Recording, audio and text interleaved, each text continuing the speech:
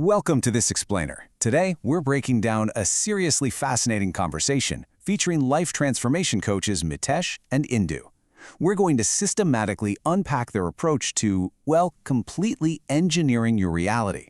Now look, this isn't your typical motivational fluff. We're talking about a structured, step-by-step breakdown of how the law of attraction actually operates on a mechanical level.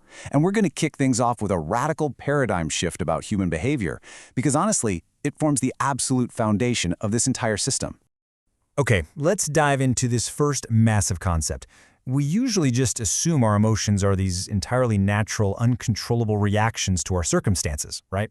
Like, if something bad happens, we feel sad. If something good happens, we feel happy. Makes sense. But the source material suggests something wildly different. What if feelings like sadness, helplessness, or anxiety are actually just behavioral addictions? Think of that classic tragedy movie Heroine. You know the one. Someone who literally has everything in the world but still finds a reason to cry. Why?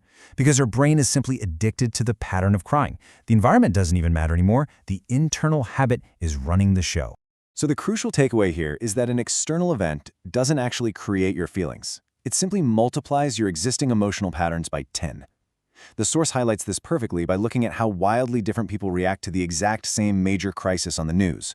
One person gets absolutely furious, another spirals into deep depression, a third is just completely terrified, and a fourth, they calmly decide it's a good time to meditate.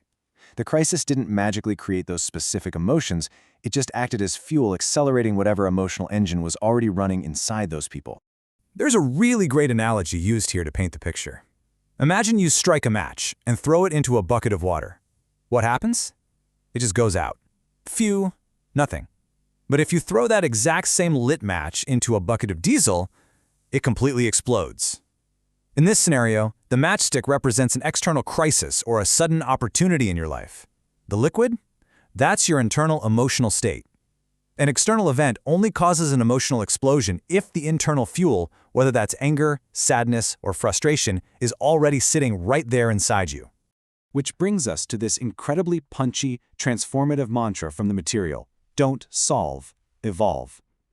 If you spend your whole life just trying to put out fires and solve individual problems, like, say, dealing with a terrible boss, so you quit, move to a new job, just to end up with another terrible boss, you're basically playing an endless game of whack-a-mole. I mean, we've all been there, right? You're constantly solving, but you're never actually changing the underlying pattern. To stop these repeating loops, you have to evolve your internal frequency so you literally stop attracting those situations in the first place. To put this into perspective, the source mathematically divides up our life experiences. They argue that 20% of your life is destiny. You can't control where you're born, your genetics, or, a global economic crash. But that other 80%, that is entirely your reaction. That is the law of attraction in action. The idea is that ordinary people just surrender to the 20% and try to survive. But extraordinary people, they take absolute total control of that 80% to intentionally design the exact life they want. All right, moving on to Section 1, the mechanics of attraction, and specifically the FTBA formula. So how do you actually control that 80%? Well, you need a system to actively change your internal frequency. The coaches compare us to radio stations. You can't tune your dial to 93.5 FM and expect to somehow hear the broadcast for 98.3, right? You have to tune your internal dial to the correct frequency. And this brings us to the FTBA formula. It stands for feelings, thoughts, beliefs, and actions. The source explains that the law of attraction usually fails for people simply because these four elements are completely out of whack. For example, you might take the action of going to the gym and have the thought that you want to lose weight. But your underlying belief is that your genetics make it impossible, and your base feeling is just deep laziness. Because they aren't aligned, the transformation completely fails. Every single one of those four elements has to match your goal. Let's make this real for a second and look at how this applies to practical things, like daily affirmations. When you apply the FTDA formula, stating your affirmations in the present tense is absolutely vital. If you say, "I want to make 1 crore," what are you actually feeling in your gut? You're feeling desperation. You're feeling the lack of having it. And guess what? You'll just attract more desperation. But if you flip it and state, "I have made 1 crore," you instantly remove that underlying feeling of lack and replace it with the frequency of satisfaction. You start attracting opportunities because you're actually operating from a genuine state of abundance. Now let's jump into Section 2, Complete success in the HRCM framework. So what does all of this actually look like when you apply this alignment formula to your day-to-day life? You know how it is? It's so incredibly easy to get obsessed with just one area, like making a ton of money, while absolutely everything else in your life completely falls apart. The source material strongly warns against this unbalance. The coaches define a holistic success through the HRCM framework: health, relationships, career, and money. They argue that life is basically like a four-stringed guitar. If you only ever tune the money string and totally neglect the other three, you might make some noise, but you certainly aren't going to make music. To truly experience a successful life frequency, you have to actively define what success means for you across all four of these distinct areas.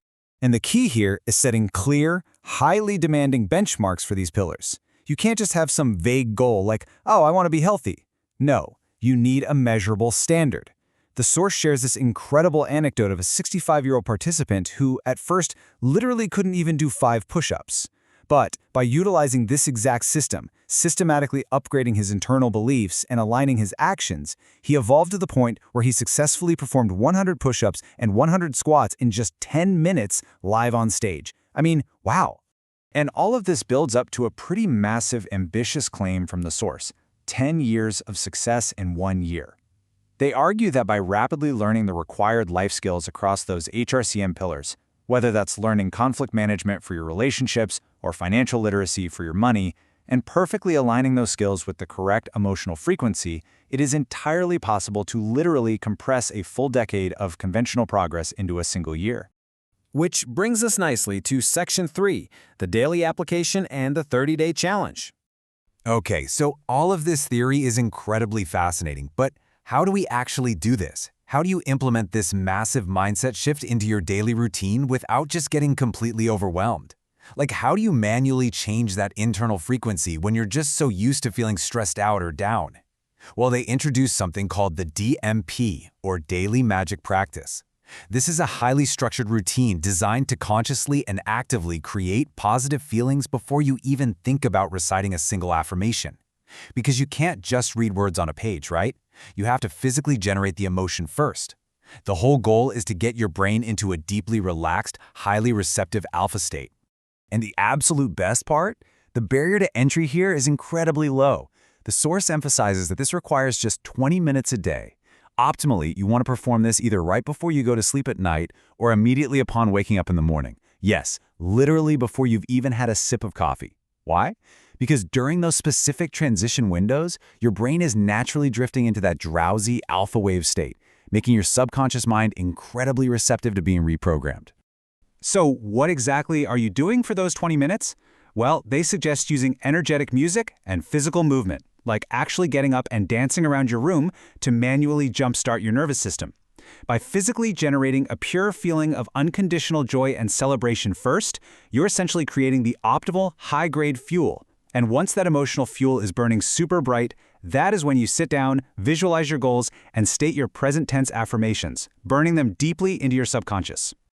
As we wrap up this explainer, I want you to take a second and really reflect on your own daily emotional habits. Ask yourself, what frequency are you currently tuned into? Are you intentionally broadcasting a frequency of evolution and abundance across your health, your relationships, your career, and your money? Or are you just playing the exact same old problems on repeat, sitting around waiting for the external world to change your internal station? Remember, the dial is entirely in your hands.